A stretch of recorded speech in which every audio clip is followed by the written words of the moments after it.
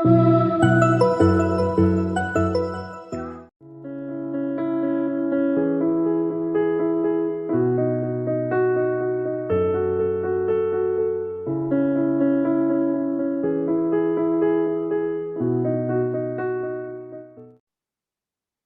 आज एक नया सब्जेक्ट लेके आपके सम्मुख में आया है। पिछले कुछ समय से हम दो बड़े सब्जेक्ट के ऊपर अलग अलग सप्ताह अलग अलग विषय के ऊपर मेनली दो सब्जेक्ट के ऊपर हमने विचार किया। मुझे लग रहा है कि जो लोग रेगुलर सुन रहा था उनके लिए बहुत आशीष के कारण बन गया है। जो लोग बीच में भी जुड़े थे और उनके लिए भी आशीष के कारण हुआ था, और इसके लिए प्रभु को धन्यवाद देता हूँ। जितने लोग आज इस मीटिंग में जुड़े हैं, जिसका नाम इसमें लिखते हैं, हमारे एक ब्रदर है, सबका नाम लिखते हैं और सबके लिए रेगुलरली वो प्रार्थना करते हैं। एक इवांजलिस्ट है भाई थॉमस मैथ्यू, जो है सबका नाम नोट करते हैं और सबके लिए प्रार्थना, हम सभी सबके लिए प्रार्थना करते हैं। इसका मतलब है अब जो लोग इसमें जुड़े हैं सबका नाम लिख के रखते हैं ताकि हम आराम से इस सबका नाम लेके प्रार्थना कर सके। आज हम एक नया विषय लेके आया है, जैसा कि सबके पास इसका नोटिफिकेशन आया था। ये है कि नया नियम कलीसिया में बहनों की मिनिस्ट्री का इम्पोर्टेंस क्या है, ये हमारा विषय।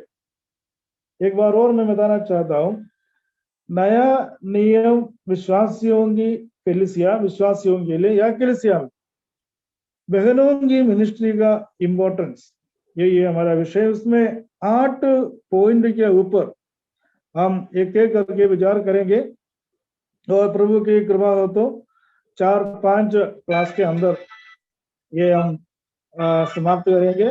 4-5 क्लास के अंदर ये विषय समाप्त हो जाएंगे। ये है कि मैं आपको बताना चाहता हूँ एक बार उसका पॉइंट है। बहनों की नया नियम कलीसिया के अंदर बहनों का मिनिस्ट्री का इम्पोर्टेंस क्या है, और न्यू टेस्टमेंट और ओल्ड टेस्टमेंट के अंदर बहन लोग या वुमन किस प्रकार प्रभु की सेवा किया। तीसरा, क्या एक कलीसिया के अंदर बहनों की मिनिस्ट्री कितना तक नेसेसरी है, जरूरत है, और उसके साथ साथ में इनका बहन लोगों का मिनिस्ट्री का रोल्स क्या क्या है। नेक्स्ट, क्या एक लेडी असेंबली के अंदर प्रचार कर सकता है। देन नेक्स्ट, या असेंबली के अंदर एक लेडी प्रार्थना कर सकता है, और एक लेडी या एक बहन क्या चर्च का आराधना को लीड कर सकता है। लास्ट, एक बहन, एक वुमन क्या स्टेज में बैठ सकता है। इस 8 विषय के ऊपर हम विचार करेंगे, और बहुत कंसंट्रेशन देने वाली बात है। कभी इधर उधर सुनकर बोलकर बिगाड़ने वाली बात नहीं है। बाइबल के आधार पर ये बहुत कॉन्ट्राडिक्टरी है, वाद विवाद भी है। कई लोग बहन लोगों की मिनिस्ट्री को बहुत इंपॉर्टेंस दे रहा है, कई कलीसिया में नहीं दे रहा है। लेकिन बहन लोगों की मिनिस्ट्री क्या कुछ इंपॉर्टेंस नहीं है क्या, क्यों नहीं है, ये सारे बातों के ऊपर हम विचार करेंगे प्रभु की कृपा से। पहले हम देखेंगे आज का सब्जेक्ट केवल एक प्रेजेंटेशन के रूप में है। ज्यादा कुछ बोलने का भी हमारे अपने पास तो टाइम नहीं रहेगा, क्योंकि सबसे पहले इस विषय को आपके समूह में पसंद करना चाहता हूँ। यही है कि वुमेन मिनिस्ट्री एक न्यू टेस्टमेंट चर्च के अंदर क्या जरूरत है, कितना जरूरत है, यही हमारा विषय। जब इस विषय को सीखने के लिए हमें पुराना नियमों के अंदर बहन लोगों की मिनिस्ट्री क्या था, नया नियमों के अंदर बहन लोगों की मिनिस्ट्री क्या था, ये सब बराबर देखना पड़ता है, तब आकर के हमको इस विषय को समझ में आ जाए। जब पुराने नियमों के अंदर, जब नया नियमों के अंदर लेडीज का मिनिस्ट्री बहुत इंपॉर्टेंस थी। बाइबल के अंदर ये दोनों पार्ट में, बाइबल की दोनों पार्ट में, यानी कि ओल्ड टेस्टमेंट और न्यू टेस्टमेंट में बहन के बिना और औरत लेडीज के बिना कोई भी मिनिस्ट्री हम बाइबल में नहीं देख रहा है। पुराना नियमों में भी है, नया नियमों में भी है। मैं आपको सबसे पहले मैं आपको एक बात बोलना चाहता हूँ, न्यू टेस्टमेंट चर्चेस क्या होता है? What is the meaning of new testament churches? New testament churches कौन सा होता है? न्यू टेस्टमेंट चर्चेस क्या होता है, इसके बारे में कुछ जानकारी होना बहुत जरूरी है। अनेक लोगों को मालूम नहीं है ये नया नियम कलीसिया क्या होता है। नया नियम कलीसिया मतलब लोग एक कलीसिया को मानते हैं, कोई भी चर्च, लेकिन उसमें नया नियम कलीसिया क्या होता है? इसको बोलता है new testament pattern churches. New testament pattern churches क्या मतलब क्या होता है, मैं आपको बताना चाहता हूँ। ये जो दुनिया में हर चर्चेस जो देखते हैं, क्या आप बोल सकता है न्यू टेस्टमेंट पैटर्न पे आधार पर है या पुराना नियमों के आधार पर है? मैं आपको सच बताना चाहता हूँ, हम इस संसार में देखने वाली हर चर्चेस न्यू टेस्टमेंट पैटर्न के आधार पर नहीं है। कई चर्चेस जो है ओल्ड टेस्टमेंट पैटर्न के आधार पर भी बनाया हुआ है। ओल्ड टेस्टमेंट पैटर्न मतलब क्या होता है?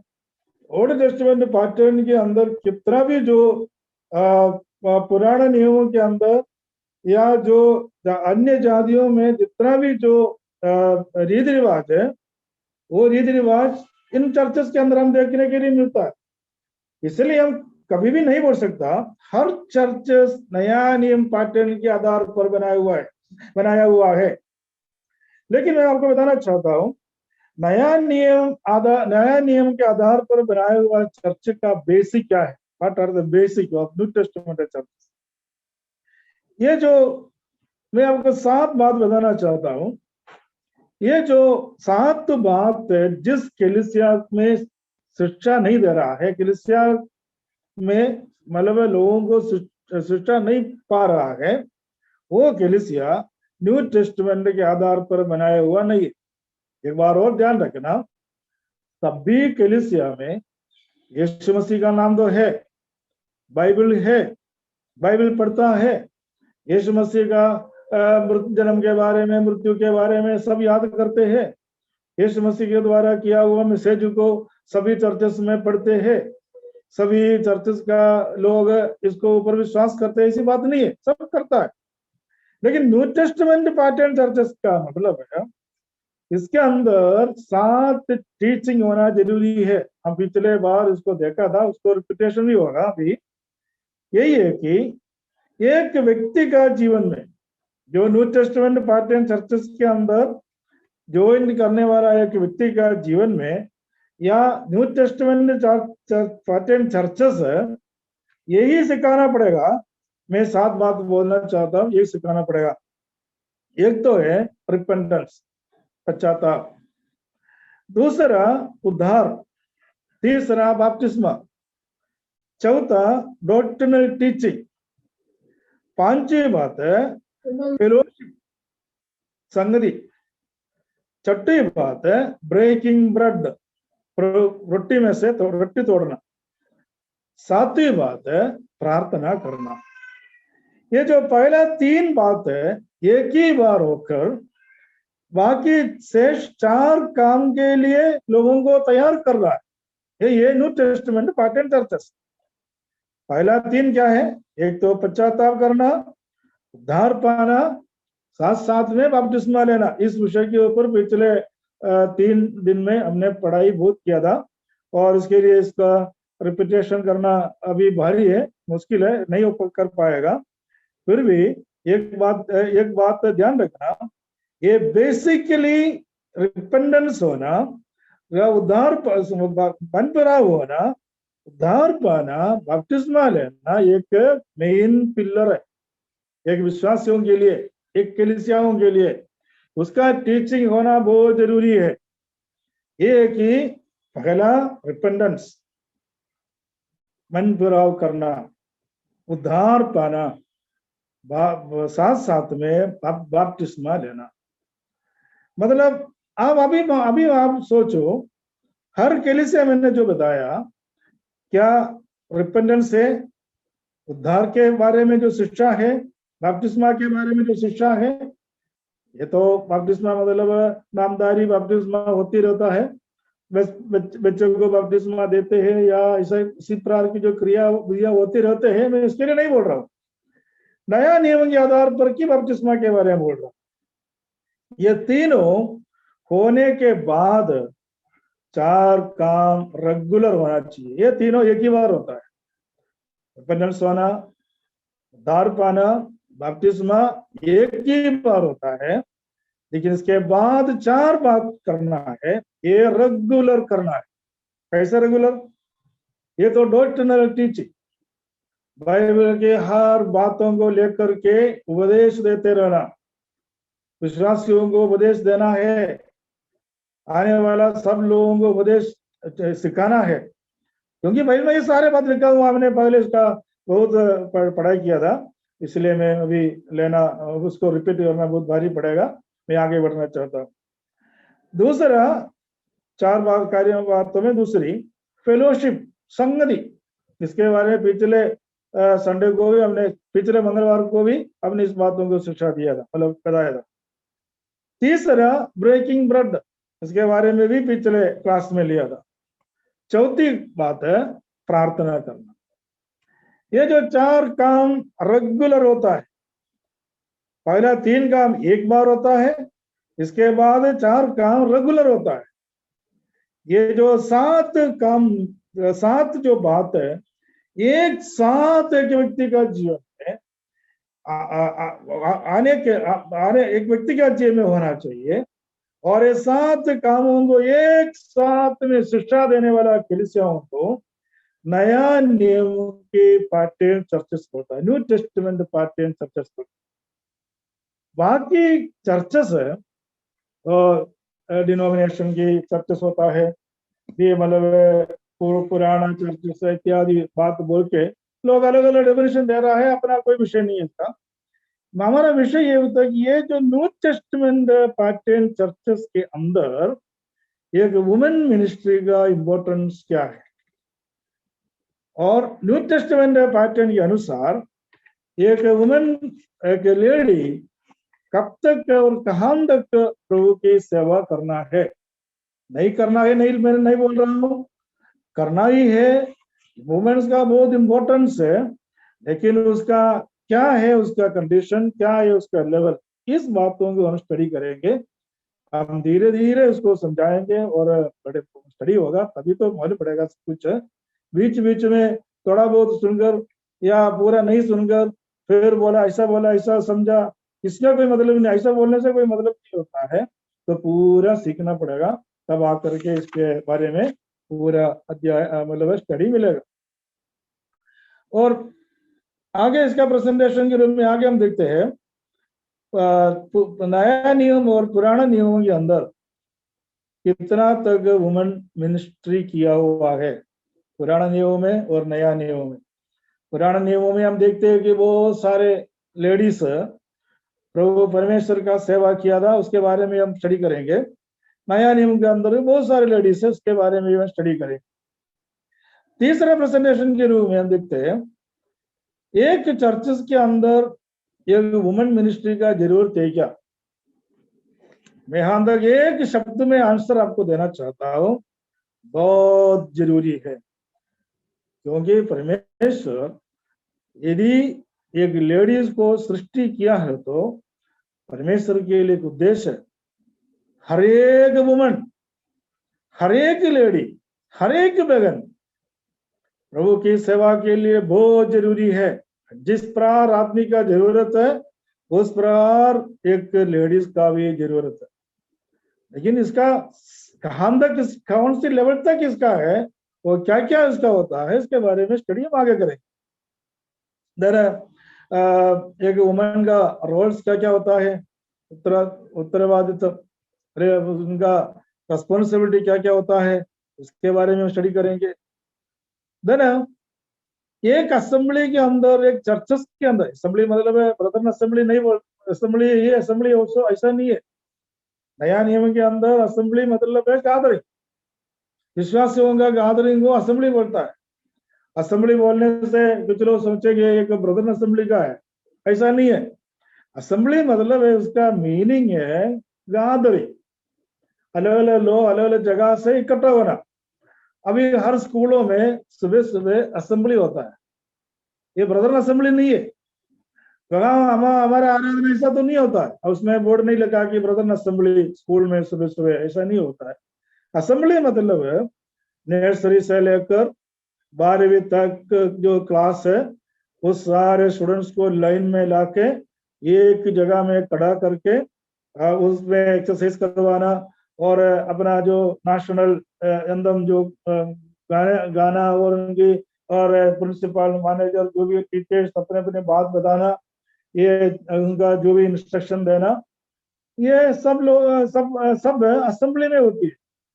लोगों को असेंबल करना, इकट्ठा करना होता है। असेंबली मतलब है विश्वासियों का इकट्ठा होना, विश्वासी लोग एक साथ में आके बैठने के लिए असेंबली बोलता है। क्या उस समय एक लेडी प्रचार कर सकता है? ये बड़ा ग्रेट सवाल है, इसके ऊपर बहुत सारे चर्चा किया हुआ है, बहुत कंट्रोवर्शियल है, बहुत लोग इसके ऊपर ही बोलता है कि कर सकता है, अनेक लोग बोलता है नहीं कर सकता है। हम इसके बारे में डिटेल स्टडी आगे करेंगे। देन आगे लिखा है क्या एक असेंबली में, असेंबली मतलब जैसा मैंने कहा वैसा ही है कि चर्चेस के अंदर वुमन प्रेयर कर सकता है क्या? ये सवाल है। हम लोग पूछेंगे, देखो तुम्हारा चर्च के अंदर लेडीज प्रार्थना क्यों नहीं कर रहा है? कौन बोला नहीं कर रहा है? कौन बोला नहीं करना है? क्या किसी को मना कर दिया क्या? प्रार्थना करने के लिए तो आता है, घर से क्यों तैयार होकर के आते हैं? प्रार्थना करने के लिए तो आता है, गाना गाने के लिए भी आता है, और वहां की जो भी एक्टिविटीज है उसमें शामिल होने के लिए ही तो आता है ना। सुबह सुबह उठ करके बच्चों को तैयार करके खाना बना के जल्दी से जल्दी करके थोड़ा काम करके तैयार होकर के और चर्चेस में आने का उद्देश्य क्या है? यही है, प्रभु के सेवाई में जितना भी रोल उसके लिए है वो सब करने के लिए तो आता है। प्रार्थना करना है, करेंगे। जब तक प्रार्थना नहीं करेगा तो क्या लेडीज का जीवन में क्या होता है? कोई मतलब नहीं होता है। लेकिन सवाल इस बातों का है, सबके सामने खड़े होकर के प्रार्थना कर सकता है क्या? इसके बारे में हम आगे बता देंगे, क्योंकि वो एक अलग सब्जेक्ट है, अलग एक दिन का एक चैप्टर है, इसलिए अभी बोलेगा तो इसका मजा नहीं आएगा, उस समय आपको समझ आ जाएगा। देन आगे एक सभा के या कलीसिया में लीडिंग कर सकता है क्या एक लेडी? एक बड़ा ग्रेट सवाल है। कई कलीसिया ऐसी होती है ना, लेडीज लीडिंग नहीं करेगा तो वो कलीसिया में मजा नहीं आएगा। कलीसिया मजा आने वाले कलीसिया के लिए नहीं है। Church gathering is not for funny thing, not for enjoying. लोग बोल रहे हैं उधर जाए तो मजा नहीं आता, एंजॉयमेंट नहीं मिल रहा है। परमेश्वर के कलीसिया एंजॉयमेंट करने वाला नहीं है। उसके लिए क्लब में जाओ या दूसरी जगह में जाओ, अच्छा मजा उठा के आ जाओ। मजा लेने के लिए कोई भी प्रभु के कलीसिया में नहीं आना है या नहीं आता है, मजा नहीं मिलेगा। ये बात मान के चलना, प्रभु के कलीसिया के अंदर जाने से किसी को कोई मजा नहीं आएगा। मजा से ऊपर एक बर्डन बढ़ेगा। बर्डन मतलब क्या होता है? बोझ बढ़ेगा। प्रभु के कलीसिया एक बोझ लेकर के जाना है और दूसरी बोझ लेकर के घर जाना, इसका मतलब है कन्फ्यूजन नहीं होना। यीशु मसीह बोला बोझ से दबे हुए परिश्रम करने वालों मेरे पास आओ, मैं तुम्हें विश्राम दूंगा। मतलब कलीसिया में जाना मजा उठाने के लिए नहीं, बोझ लेके जाता है, फिर बोझ लेके वापस जाता है। कौन सा बोझ है? बड़ा एक रिस्पॉन्सिबिलिटी लेके अपन को वापस जाना पड़ेगा। ऐसा नहीं है कि चर्च में गया, सबके सामने मुख दिखाया, ऑफरिंग दे दिया, रोटी तोड़ा, प्रार्थना किया, चले गया, कोई बोझ नहीं। आजकल विश्वासियों का कौन सा बोझ होता है? कोई बोझ नहीं। बोझ लेने के लिए बोलेगा तो जब घर पहुंचेगा तब तक मरमरी करेगा ना, कुड़ाएगा। अरे पादरी साहब ने बोला मेरे को ऐसा करना, मेरे को ये करना, वो करना। बोझ उठाना नहीं चाहता है। पर प्रभु के कलीसिया मजा उठाने वाला नहीं है। प्रभु के कलीसिया में लोग इकट्ठे होने का मतलब बोझ उठाना है। यीशु मसीह के लिए बोझ उठाना। यीशु मसीह बोला जब तक मेरा क्रोस उठा के मेरे पीछे नहीं होता है वो मेरा चेला नहीं बन सकता। मतलब क्रोस कोई छोटी बात नहीं, क्या बहुत बड़ा भारी चीज है। हमारा बोझ उतारना है और दूसरा बोझ लेके चलना है। मतलब अब कन्फ्यूजन नहीं होना, धीरे धीरे अपन ये बातों को समझेंगे। 8वीं प्रेजेंटेशन के रूप में 8वीं बात है, क्या एक लेडी स्टेज में आराधना के समय पर स्टेज में सबके सामने बैठ सकता है क्या? आदमियों के बीच में, आदमी लोग या वेद प्रदेश के बीच में एक लेडी आराधना के समय पर बैठ सकता है क्या? ये एक बड़ा एक सवाल है। इसका उत्तर साधारण लोगों के पास नहीं है। मैं हम तक स्ट्रिक्टली बोलता हूं, आराधना के समय पर आदमी को आदमी की जगह है, लेडीज को लेडीज की जगह है। एक बातों में आंसर दिया है तो नहीं बैठ सकता। तो पूछेंगे फलाना जगह में लोग बैठ रहा है, फलाना जगह में लोग बैठ रहा है, लेकिन नया नियमों के आधार पर, न्यू टेस्टमेंट पैटर्न के आधार पर चलने वाला कलीसिया में उसकी कदापि परमिशन नहीं है। न्यू टेस्टमेंट के आधार पर चलने वाला कलीसिया में उसकी कोई वैल्यू नहीं है। क्योंकि कारण क्या है? प्रभु के कृपा है तो अपनी क्लास में उसको आगे जरूर इस विषय को लेंगे और तभी आपको समझ में आ जाएंगे। अभी मैं हमको एक थोड़ा बहुत एग्जाम्पल बोल के, नया पुराना नियमों के अंदर वुमेन मिनिस्ट्री किस प्रकार होता था या प्रभु की सेवा बहनों के द्वारा किस प्रकार किया था, उसका एक इंट्रोडक्शन बोल करके आज के क्लास को मैं समाप्त करना चाहता हूँ। प्रभु की कृपा है तो अगले संडे से, सॉरी मंगलवार से हर एक सब्जेक्ट के ऊपर हम डिटेल्ड स्टडी करेंगे। पहले देखेंगे उत्पत्ति की पुस्तक पहला अध्याय 27 आयत। उत्पत्ति की पुस्तक पहला अध्याय की 27, उसमें क्या लिखा है? उत्पत्ति की पुस्तक पहला अध्याय की 27 मैं पढ़ूंगा। इसमें लिखा है तब परमेश्वर ने मनुष्य को अपने स्वरूप के अनुसार उत्पन्न किया, अपने ही स्वरूप के अनुसार परमेश्वर ने उसको उत्पन्न किया, नर और नारी करके उसने मनुष्य को सृष्टि की। देखो एक वुमन का इम्पोर्टेंस है।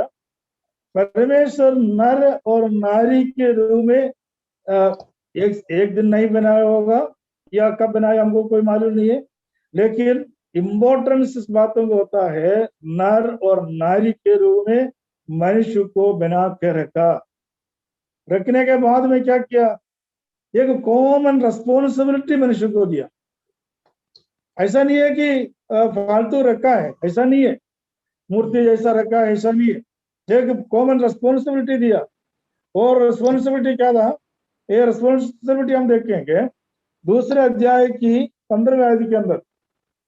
दूसरे अध्याय की 15वें आयत के अंदर, तब यहोवा परमेश्वर ने आदम को लेकर आदम की वाटिका में रख दिया कि वह उसमें काम करे और उसकी रक्षा करे। देखो रिस्पॉन्सिबिलिटी नंबर 1 क्या है? उसका रक्षा करना, उसके काम करना। कलीसिया भी हो, घर हो, समाज हो, कोई भी जगह हो, जहां भी हो, एक आदमी और औरत का और ब्रदर्स और सिस्टर्स का एक साथ रिस्पॉन्सिबिलिटी है कि परमेश्वर जहां उनको रखा है वहां उनकी सेवा करना। कलीसिया में रखेगा तो कलीसिया की सेवा करना। किस कलीसिया में हमको परमेश्वर ने रख लिया है, उस कलीसिया की में सेवा करने के लिए रखा है। अनेक लोगों को बुलाया गया, किसी कलीसिया के द्वारा बुलाया गया, कुछ समय के बाद में प्रधान की सेवा छोड़ के चले जाता है। ये विश्वास योग्य लोग नहीं है। गलातियों की प्रेरित पौलुस बताया, जिस काम के लिए तुम्हें बुलाया गया है, जिस समाचार के द्वारा तुम्हें बुलाया गया है, वहां रुकना है जरूर, क्योंकि परमेश्वर नहीं चाहता है कि जगह तुम्हें रखा है वहां छोड़ के जाना परमेश्वर नहीं चाहता। एदन बगीचा बना के बोला वहां काम करने के लिए और रक्षा करने के लिए तुम्हें रखता हूं। लेकिन वहां बात क्या हुई, काम करने के बजाय, रक्षा करने के बजाय हवा के नारी के जीवन में पाप आ गई, शैतान आया, पाप किया, फिर वहां से भागना पड़ा। देखो, जब तक दोनों ईमानदार हो, पति पत्नी या भाई बहन ईमानदार हो, तब तक परमेश्वर साथ रहता है। जब ईमानदारी छोड़ के शैतान को जगह जीवन में देता है तो अपनी रिस्पॉन्सिबिलिटी से भागकर अंधकार में जाना पड़ेगा, बाहर निकलना पड़ेगा। जब रिस्पॉन्सिबिलिटी जीवन में नहीं लेता है तब, या रिस्पॉन्सिबिलिटी को छोड़ के जाना चाहता है तो शैतान काम करेगा, फिर परमेश्वर की महिमा से रहित हो जाएगा। सबने, इसलिए बाइबल में यहां पढ़ता है, सबने पाप किया, परमेश्वर की महिमा से रहित हो गया। देखो, पाप के कारण जाना पड़ेगा। बाकी परमेश्वर क्यों रखा है वहां, नर और नारी को बना करके वाटिका में रख दिया कि वह उसमें काम करे और उसकी रक्षा करे। एक कलीसिया भी हो, एक परिवार हो, नर नारी का दोनों का एक ही साथ रिस्पॉन्सिबिलिटी है कि उसमें काम करना, हर मिनिस्ट्री में इसमें शामिल होना। ऐसा नहीं है कि जो कुछ बात आगे बोलना चाहता वही करे, वो दूसरा कुछ नहीं करे, ऐसा नहीं। काम करना और रक्षा भी करना पड़ेगा। ये दोनों काम परमेश्वर मनुष्य को बना के दिया था, आदेश दिया था, आज्ञा दिया था। आगे क्या बोला, फिर बोला, तू वाटिया के सब वृक्षों का फल बिना कट के खा सकता। दूसरा आज्ञा, परमेश्वर आज्ञा दिया था, हर वृक्षों का फल तुम बिना कट के खा सकता है, इसमें कोई संकोच नहीं होना चाहिए, खा सकता है। परमेश्वर की आज्ञा के अनुसार चलने वाला एक व्यक्ति का जीवन में परमेश्वर जो भी आशीष उपलब्ध करवाया है, वो इसी का फल खाने का हक है। जब देखो, सब फल का वृक्ष का फल खा सकता है, परमेश्वर बना के दिया है। ये कलीसिया भी ऐसी है। कलीसिया के अंदर और जो काम करने के लिए, रक्षा करने के लिए दिया हुआ कलीसिया में से अनेक प्रकार की आशीष मिलता है। ये कलीसिया छोटी बात नहीं है। प्रभु के कलीसिया मजाक उड़ाने वाले, जैसा मैंने पहले बोला, मजाक देखने वाला, नजारा देखने वाला और मतलब फनी थिंग नहीं है। इसमें फल है, अलग अलग वृक्ष है, इस वृक्ष का फल खाने के लिए दिया है। वाह, मतलब है कलीसिया का वृक्ष का फल खाने के लिए दिया, मतलब है दूसरा कोई नई बात नहीं समझना। इसका मतलब है उसी में मिलने वाला हर एक आशीष परिवार को मिलेगा, भाइयों को मिलेगा, बहनों को मिलना चाहिए। मतलब है इसमें कोई भेदभाव परमेश्वर नहीं किया। तीसरा आज्ञा दिया था, लेकिन ये काम है, भले या बुरे के ज्ञान का जो फल है, जो वृक्ष है, उसका फल तू कभी नहीं खाना। ऐसा आज्ञा दिया था। बोला कि 1 वर्ष का फल तू नहीं खा। देखो परमेश्वर के कलीसिया में एक इंस्ट्रक्शन होती है, निर्देश होती है। जो करना है वो करना है, जो नहीं करने के लिए कहा नहीं करना है। ये कलीसिया की मतलब होता है। ऐसा लोग क्या बोलता है, जो करने के लिए बोलेगा वो नहीं करेगा, परमेश्वर ना करने के लिए बोलेगा वो करने के लिए इच्छा रखेगा, मुझे वो करना है। क्या करना है? परमेश्वर मना किया वही चीज को मुझे करना है, क्यों नहीं करेगा? अरे सब जगह में करता है, मेरे को ही करना है। हवा ये भी किया था, जो फल खाने के लिए बोला उसको छोड़ के मना किया हुआ फल खाने के लिए शैतान बोला, वो खा गया। अनेक कलीसियाओं का स्थिति ऐसी है आजकल, जो चीज मना किया है वो खाने के लिए इच्छा रखता है, जो चीज खाने के लिए कहा वो साइडों पे रखता है। कलीसिया में आशीष कैसे मिलेगा? एक हर कलीसिया में परमेश्वर का आशीष है, लेकिन वो अब खाने के हिसाब से खाना पड़ेगा, तभी तो आशीष पाएगा। और जो खाने के लिए दे रहा है वो नहीं खा रहा है, जो नहीं खाने के लिए जो बताया वो आराम से खा रहा है। उसका परिणाम क्या होगा? पाप लेकर, निराशा होकर, दुखी होकर और घाम से निकलना पड़ेगा। खाने के लिए गया तो गया, खाने के लिए जिस जगह में रखा घाम से निराशा होकर के जाना पड़ता है। प्रभु के कलीसिया आशीष मिलने वाला कलीसिया है, अनुग्रह मिलने वाला, उसमें से खाने वाला कलीसिया है, जो परमेश्वर की आज्ञाओं को पालन करने वाला होता है। दूसरे के परिवार है, हम देखते हैं कि नोगा और उनके परिवार। उत्पत्ति की पुस्तक 6वें अध्याय के अंदर, 6वें अध्याय का उसकी 18 आयत के अंदर हम ऐसा पढ़ता है। उत्पत्ति की पुस्तक 6वें अध्याय की 18 आयत में हम नोगा और उनके परिवार के बारे में देखते हैं। परमेश्वर जो पूरा देश को नाश करना चाहता था, उस समय नोहा के ऊपर परमेश्वर का अनुग्रह मिला और परमेश्वर उस परिवार को बचा लिया। God's ministry, it is a church. Rome पत्रोस की पत्री के अंदर नोहा के बारे में, सॉरी कुरिन्थियों की पत्री के अंदर, मेरा कन्फ्यूजन हो रहा है, मुझे माफ करना यदि गलत हो तो। और उसमें उधर हम देखते हैं कि नोहा के जो जहाज प्रभु के कलीसिया के रूप में बताते हैं, क्योंकि उसमें जो बपतिस्मा के बाद तो गुलाम आते। और उस कलीसिया में क्या हुआ? नोहा है, नोहा, ओके थैंक यू।